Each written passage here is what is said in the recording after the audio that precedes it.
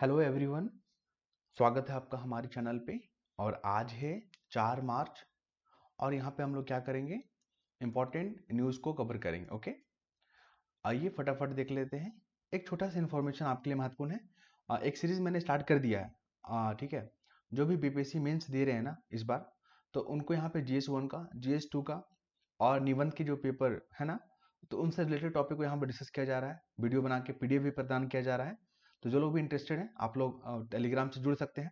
Link आपको जो है ना वीडियो को कमेंट बॉक्स में मिल जाएगा। तो मुझे लगता है कि आपको काफ़ी हेल्प होगा अगर आप जुड़ते हैं तो।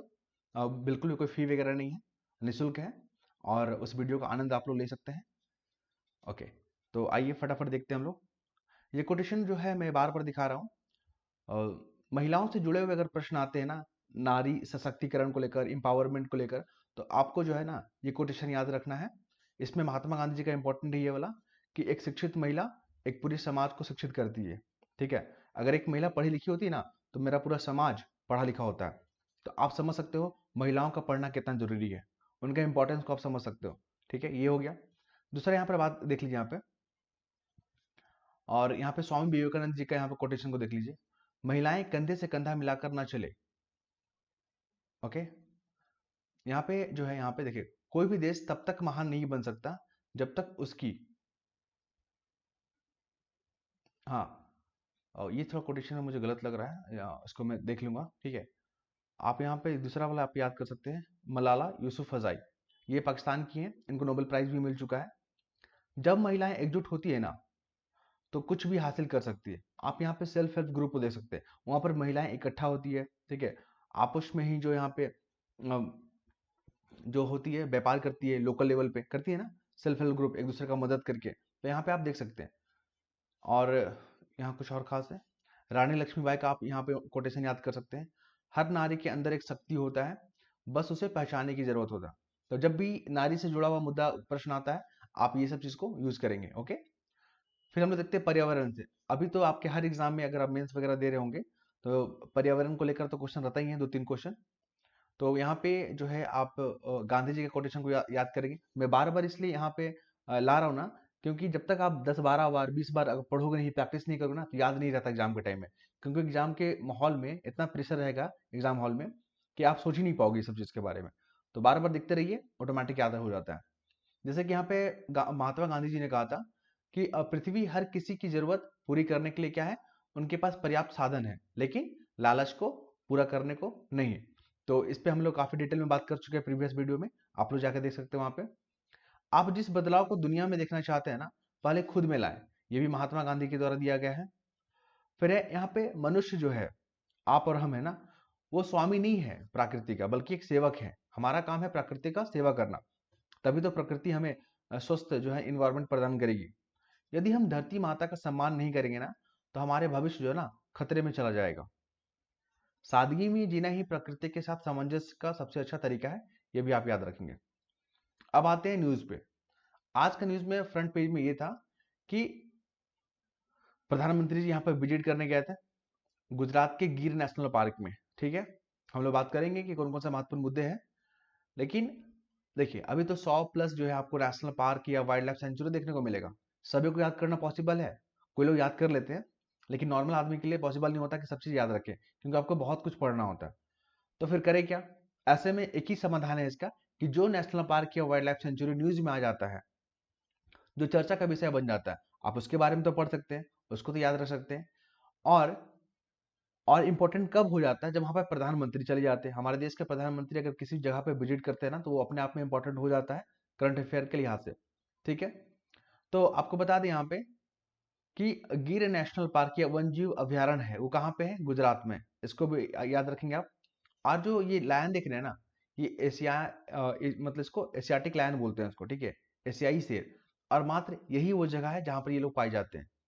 ठीक है, पूरे विश्व में। ये भी याद रखेंगे आप। और यहाँ पे महत्वपूर्ण, तो इसके बाद आते हैं हम लोग यहाँ पे। देखिए, आपने ये मामला सुना ही होगा, और कुछ दिन पहले भी हम लोग डिस्कस किए थे, इलाहाबादी जो है, रणवीर इलाहाबादिया के बारे में। तो इसमें जो है ना, सुप्रीम कोर्ट ने उसको जो है क्या कर दिया है, फिर से जो है ना पॉडकास्ट करने का यहाँ पे परमिशन दे दिया है। लेकिन यहाँ पे नसीहत दिया गया है सुप्रीम कोर्ट की ओर से कि आप जो है ना शब्दों का चयन थोड़ा अच्छे से करेंगे, नैतिकता को यहाँ पे मेंटेन करेंगे, आप शालीनता बरकरार रखेंगे। देखिए इससे क्या मैसेज आता है हमारे समाज में, अब जो है ना मैसेज जाएगा वहां पे, जो भी इस तरह के पॉडकास्टिंग वगैरह कर रहे होंगे ना, तो उनके पास एक मैसेज गया कि हमें जो है ना समाज में रहते हैं तो समाज के हाव भाव को के अनुकूल हमें बातचीत करना होगा, हमें कुछ इस तरह की बातें नहीं करना जो समाज के लिए हानिकारक हो। तो ये सुप्रीम कोर्ट की तरफ से मैसेज दिया गया है, आप तो ध्यान रखेंगे। तो जो लोग भी शो वगैरह करते होंगे अब इन तमाम चीजों को ध्यान रखेंगे वो लोग, ठीक है। और यहाँ पे जो था ना जैसे कि पुलिस वगैरह कार्रवाई की है, तो सुप्रीम कोर्ट जब मामला गया है वहां पे, तो उन्होंने कहा कि आप किस तरीके से आप इनको अरेस्ट किए हैं, ठीक है। क्योंकि नागरिक को यहाँ पे आर्टिकल 19, आर्टिकल 15, ठीक, आर्टिकल 16, आर्टिकल 29 एंड 30, ये वो अनुच्छेद है हमारा संविधान का जो केवल और केवल नागरिक को मिला गया है, सिर्फ नागरिक को प्रदान किया गया, आपको और हमको मिला हुआ है, ठीक है, जो हम लोग सिटीजन है इंडिया के, ये विदेशियों को नहीं मिला हुआ। तो यहाँ से भी क्वेश्चन पूछता है कि कौन से आर्टिकल जो है ना सिर्फ और सिर्फ भारत के नागरिकों को प्रदान किया गया। तो आप 19, 15, 16, 29, 30 के बारे में आप जिक्र करेंगे, ठीक है, ये क्वेश्चन पूछा गया है। हम बता दें आपको 19 में जो है आपको अभिव्यक्ति की आजादी स्वतंत्रता, 15 में क्या है कि आप जाति, लिंग, धर्म के आधार पर भेदभाव नहीं करेंगे, 16 में क्या है आरक्षण को लेकर है, सार्वजनिक जो पदे होती है उस पर आरक्षण को लेकर है, 29 में क्या है जो अल्पसंख्यक समुदाय हैं वो अपने भाषा, अपनी संस्कृति, अपने कल्चर को यहाँ पे करने के लिए यहाँ पे क्या करेंगे, संस्थान का स्थापन करेंगे। 30 में क्या है जो अल्पसंख्यक हैं वो लोग अपना इंस्टीट्यूशन को जो है ना प्रबंधन करने के लिए स्वतंत्र हैं। ओके, तो इस तरह के प्रावधान जो है ना सिर्फ नागरिक को दिए गए हैं, आप इसको याद रखिएगा। और कुछ यहाँ पे महत्वपूर्ण सुप्रीम कोर्ट के बारे में हमने जिक्र भी किया था, फिर मैं कर देता हूँ। सुप्रीम कोर्ट में जजों की संख्या जो है ना अभी 34 है, तो ये पावर किसको दिया गया है फिक्स करने का, संसद को दिया गया है। 360 अगर देश में लागू हो जाता है, जिसको फाइनेंशियल इमरजेंसी बोलते हैं, तो सिर्फ राष्ट्रपति को छोड़ के बाकी सबके सैलरी कट हो जाएंगे, ये हो गया। दूसरा क्या है यहाँ पे कि जो हाईकोर्ट का मामला होता है, हाईकोर्ट में जो जजों को जो संख्या फिक्स करने का पावर है ना वो राष्ट्रपति जी को है, ये भी याद रखेंगे आप। नेक्स्ट मूव करें यहाँ पे, हाँ, जो फंडामेंटल राइट है, मौलिक अधिकार है हमारे, है ना, भाग 3 में, हमारा संविधान का भाग 3 आप जाके देखोगे वहां पे, तो 12 से लेकर 35 जो है ना अनुच्छेद हमारा, वो फंडामेंटल राइट के बारे में डील करता है। और सबसे महत्वपूर्ण पता कौन सा है इसमें, 32 वाला, हमारे B.R. अम्बेडकर जी ने कहा था कि ये आत्मा है संविधान का, ठीक है, इनके बिना, 32 के बिना बाकी सारे जो फंडामेंटल राइट है बेकार हो जाएंगे। इसमें क्या होता है, इसमें रीट जारी करने का पावर दिया गया है सुप्रीम को। हमारे मान लीजिए हमारा फंडामेंटल राइट वायलेशन होता है, उल्लंघन होता है ना, तो सुप्रीम कोर्ट जो है ना हमारी जो अधिकार है उसको सुरक्षा प्रदान करने के लिए 5 प्रकार के रीट जारी करता है, जैसे कि मैंडेमस हो गया, प्रोहिबिशन हो गया, कर्सरी हो गया, है ना, क्यू वारंटो हो गया, एक और है जो मुझे अभी याद नहीं आ पा रहा है, आप लोग अपने कमेंट में कर सकते हैं इस चीज के बारे में। ओके, चलिए, तो ये तमाम चीज को मैंने बात किया ना, सारे एग्जाम आपसे पूछे जाएंगे। अब आते हैं हम लोग डॉल्फिन के बारे में। अभी आपको बता दें हमारे देश में जो है ना जो है 6327 डॉल्फिन पाई जाती है। एक एक करके हम लोग पॉइंट पाएंगे जो एग्जाम में पूछे गए हैं और आगे भी पूछे जाएंगे। डॉल्फिन वहीं पाई जाता है ना जहाँ की पानी, जहाँ का इन्वायरमेंट सही हो। अगर डॉल्फिन जहां पर दिख रहा है ना, तो आप यहाँ पे अनुमान लगा सकते हैं कि वहाँ का इकोलॉजिकल जो सिस्टम है ना काफी अच्छा है, क्योंकि जहाँ पे अच्छा होता है ना वहीं पर ये लोग दिखेंगे। तो ये एक बायोलॉजिकल इंडिकेशन का भी काम करते हैं। ये तो हो गया। फिर याद रखिए यूपीएससी में क्वेश्चन पूछा जाता है कि जो डॉल्फिन है, जो गंगा नदी की डॉल्फिन है, तो क्या ये भारत में ही पाया जाता है कि अन्य देशों में भी पाया जाता है। तो आपको यहाँ पे क्लियर कर दें, ये जो है ना भारत के साथ साथ नेपाल में, भारत के साथ साथ बांग्लादेश में, भारत के साथ साथ भूटान में और ब्रह्मपुत्र मेघना नदियों में भी पाया जाता है। ऐसे ही स्टेटमेंट बना के यूपीएससी क्वेश्चन पूछ लेता है, तो लोग कंफ्यूज कर जाते हैं। ओके, ये हो गया। अब हम लोग बात करते हैं प्रोजेक्ट डॉल्फिन के बारे में। देखिए प्रोजेक्ट डॉल्फिन कब शुरू किया गया था, याद रखिएगा 2020, 15 अगस्त 2020 को, डेट याद रखिएगा। स्टेट पीसीएस में ऐसा पूछ लेता है, एक तरफ प्रोजेक्ट का नाम दे देगा, दूसरी तरफ उसका ईयर दे देगा कब बना था। तो प्रोजेक्ट चीता याद रखिएगा, प्रोजेक्ट डॉल्फिन याद रखिएगा, प्रोजेक्ट टाइगर याद रखिएगा, प्रोजेक्ट एलिफेंट याद रखिएगा, प्रोजेक्ट क्रोकोडाइल, प्रोजेक्ट कछुआ वाला भी है, सारे कुछ याद रखना, सारे का डेट वगैरह, यही सब मैचिंग करने के लिए पूछता है। अगर आपको यकीन नहीं होता है, आप प्रीवियस ईयर क्वेश्चन जाके देख सकते हैं, तब आपको यकीन हो जाएगा।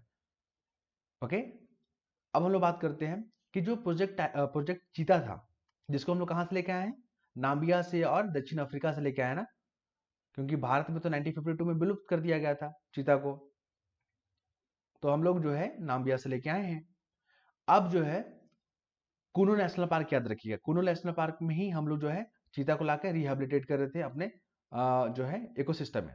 लेकिन 2-3 जगह और बनाया गया, जैसे कि आप मध्य प्रदेश का गांधी सागर अभयारण्य याद रखेंगे। बोलेगा कि गांधी सागर अभयारण्य कहाँ है, तो ये मध्य प्रदेश में है। और बन्नी घास का मैदान कहाँ पर है, बन्नी घास का मैदान तो ये है गुजरात में। ये 2 जगह को फिर से जो है यहाँ पे बसाया जा रहा है ताकि यहाँ पे चीतों को रखा जाए। क्लियर है? तो यहाँ तक हम लोग देख लिए। अब आते हैं यहाँ पे। देखिए कुछ दिन पहले हम लोग फ्री वाइब्स के बारे में बात किए थे, जो फ्री में दिया जा रहा है। जैसे कि मान लीजिए कोई राजनीतिक पार्टी होती है, सत्ता में आना चाहता है, तो क्या करता है, सत्ता में आने के लिए उसको वोट चाहिए, जनता का समर्थन चाहिए। तो जनता को लुभाने के लिए लोग क्या करते हैं, फ्री में चीजों को देने का वादा करते हैं कि हम आएंगे सत्ता में तो आपको इतना पैसा देंगे, हम ये चीज फ्री कर देंगे, हम वो चीज फ्री कर देंगे। जनता भी बेचारी भोली, वो लोग आ जाते हैं बात पे, ठीक है, और सरकार यहाँ पे और वोट दे देती है इस पार्टी को, ठीक है। तो यहाँ पर सुप्रीम कोर्ट ने भी इसको लेकर चिंता जाहिर किया है कि आप जो है ना एक पैरासाइट वर्ग को जन्म ना दें। देखिए अगर सब कुछ सरकार फ्री में बांटने लगी ना तो लोग काम नहीं करेंगे, हमारा फिर यहाँ पे इन्वायरमेंट, हमारा जो अर्थव्यवस्था है वो चरमरा जाएगा। और जो लाभुक होंगे, जो बेनिफिशियर हैं, ठीक है, जो एक्चुअल में जिनको सहायता चाहिए उनको नहीं मिल पाएगा, क्योंकि सब कुछ अब फ्री में बांटने लगेंगे तो फिर एजुकेशन हेल्थ पे फिर खर्चा करने के लिए पैसा कहाँ से लेके आएंगे आप। तो सुप्रीम कोर्ट ने यहाँ पे फटकार भी लगाया था कि आप इस तरह का जो आप वादे करते हैं लोक लुभावन वाले, ये ना करें। तो उसी को लेकर ये पूरा आर्टिकल है। अभी फिर क्यों आ गया यहाँ पे, इसलिए आ गया कि एक अभी सम्मेलन हो रहा था राजनीतिक पार्टी का, तो उसमें जो है ना उन्होंने जनता को बुलाया और अपना जो भाषण देते हैं नॉर्मल दे रहे थे, उन्होंने क्या बोल दिया कि जनता लोग ना भीख ना मांगे राजनीतिक दलों से। तो इस तरह का जो यहाँ पर शब्द यूज किया गया। तो फिर यहाँ पे जो बात जो लेखक तर्क देते हैं कि क्यों ना भीख मांगे, बताइए। आप लोग जो है ना सत्ता पाने के लिए लोक लुभाने वाला वादा तो आप ही लोग करते हैं जनता के सामने कि हम सरकार में आएंगे तो हम आपको ये चीज देंगे, ठीक है। तो आप जो है ना इस तरह का बातचीत ना करें जनता को लेकर। तो यहाँ पर ये चीज देखने को मिला है, ठीक है, तो आप इसको समझ सकते हैं। फिर हम लोग बात कर रहे हैं शुल्क थोपने से बड़ी आशंका है। देखिए अमेरिका जब से गवर्नमेंट में डोनाल्ड ट्रंप आए हैं, अमेरिकी सरकार में जब से डोनाल्ड ट्रंप आए हैं, वो अमेरिका फर्स्ट नीति को फॉलो कर रहे हैं ना। वो उन्हीं देश के साथ अपने रिश्तों को मजबूत कर रहे हैं या फिर से समीक्षा कर रहे हैं जो उनके हित में हो। जैसे कि अभी देख रहे हैं टैरिफ को लगा रही है। इनका कहना है कि जो कंट्री, जैसे भारत पर भी इसका असर दिखेगा, है ना, भारत भी बहुत ज्यादा टैरिफ लगाता है अमेरिका प्रोडक्ट पे। तो यहाँ पे वो लोग भी नाराज हैं कि भारत जो इतना टैरिफ लगाता है तो हम उसके प्रोडक्ट पे क्यों नहीं लगाएं, तो भारत को भी झेलना पड़ेगा, ठीक है। ये हो गया। चाइना के संदर्भ में, चाइना का जो ट्रेड डेफिसिट है, मतलब चाइना एक्सपोर्ट बहुत ज्यादा करता है अमेरिका को, और अमेरिका चाइना को एक्सपोर्ट बहुत कम करता है, इसी को ट्रेड डेफिसिट बोलते हैं। आप देखोगे ना तो 295 अरब डॉलर का ट्रेड डेफिसिट है। चाइना क्या कर रहा है, पहले तो सामान को वहां पे एक्सपोर्ट ज्यादा कर रहा है, वहां से लाभ कमा रहा है, ठीक। साथ ही अब स्थिति ऐसा हो गया है ना कि वहां की इकोसिस्टम, वहां का जो वो है, इकोनॉमी है, उसको कंट्रोल करने का कोशिश कर रहा है। तो ये चीज को लेकर आगाज कर रहा है यहाँ पे जो है अमेरिका सरकार, कि अब जो है ना चाइना के साथ जो ट्रेड डेफिसिट है उस पर हम ज्यादा टैरिफ लगाएंगे। उससे क्या फायदा होगा अमेरिका को, एक तो उसका रेवेन्यू बढ़ जाएगा, और दूसरा वो देशों पे मैसेज जाएगा जो उनके प्रोडक्ट पे ज्यादा टैरिफ लगाते हैं। इसी को ट्रेड वार बोलते हैं। तो क्लियर है, तो भारत पर भी इसका प्रभाव देखने को मिलेगा, ध्यान रखेंगे। और भारत पे प्रभाव इसलिए पड़ेगा क्योंकि भारत जो प्रोडक्ट बेचता है ना अमेरिका को, वो कौन कौन सा है देख लीजिए यहाँ पे। इलेक्ट्रॉनिक मशीनरी हो गया, सोना सोना आभूषण हो गया, कपड़े हो गया, दवाइयां हो गया, परमाणु रिएक्टर हो गया, ये तमाम चीज, ठीक है। और को जो है ना भारत जो है अमेरिका में बेचता है। अब मान लीजिए एल्युमिनियम भी बेचता है और स्टील भी बेचता है, और इन्हीं सभी प्रोडक्ट पे अमेरिका अगर टैरिफ बढ़ा देता है, शुल्क अगर बढ़ा देता है, तो भारत के प्रोडक्ट जो है इफेक्ट पड़ेंगे ना, भारतीय अर्थव्यवस्था पर प्रभाव होगा ना। तो ये सब चीज समझिए। ऐसा क्वेश्चन बेंच में पूछता है आपसे कि ट्रेड वार से आप क्या समझते हैं, और अभी हाल में जो घटना देखने को मिल रहा है अमेरिका के द्वारा ट्रेड वार, इससे भारतीय अर्थव्यवस्था पे क्या प्रभाव पड़ेगा। तो जो जो प्रोडक्ट भारत बेचता है उस पर प्रभाव पड़ेगा, भारतीय अर्थव्यवस्था को यहाँ पर प्रभाव पड़ेगा। मान लीजिए चाइना का भी प्रोडक्ट वही आ रहा है और भारत का भी प्रोडक्ट वही आ रहा है अमेरिका बाजार में, तो अब टैरिफ लगाने से जो क्या हो गया, जो भारतीय प्रोडक्ट था ना वो महंगा हो गया, तो लोग क्यों खरीदेंगे वहां पे, नहीं खरीदेंगे ना, तो इससे हमारा बाजार इफेक्ट होगा ना, हमारा ट्रेड इफेक्ट होगा ना, ध्यान रखिएगा। और एक चीज और, भारत के साथ ट्रेड डेफिसिट चाइना का बहुत अधिक है। मतलब चाइना जो है भारत में एक्सपोर्ट बहुत ज़्यादा करता है, लेकिन भारत जो है चाइना में एक्सपोर्ट बहुत कम करता है। 46 बिलियन अरब मतलब बिलियन डॉलर का जो है ना ट्रेड डेफिसिट है, ये हो गया। और ट्रेड सरप्लस किसके साथ है हमारा, तो सिर्फ चाइना के साथ है। किसके साथ, चाइना के साथ है। इसको भी आप ध्यान रखेंगे। ओके, समय कितना हो गया, 15 मिनट हो गया। और अब हम लोग देखेंगे यहाँ पे परिसीमन आयोग को लेकर, अभी न्यूज में चल रहा है। सबसे पहला प्रीलिम्स में यही क्वेश्चन पूछेगा, क्या परिसीमन आयोग कॉन्स्टिट्यूशनल बॉडी है? जी हाँ, इसका वर्णन जो है हमारे संविधान में किया गया है। 82 आर्टिकल में आप पढ़ सकते हैं इसके बारे में। क्या होता है परिसीमन आयोग?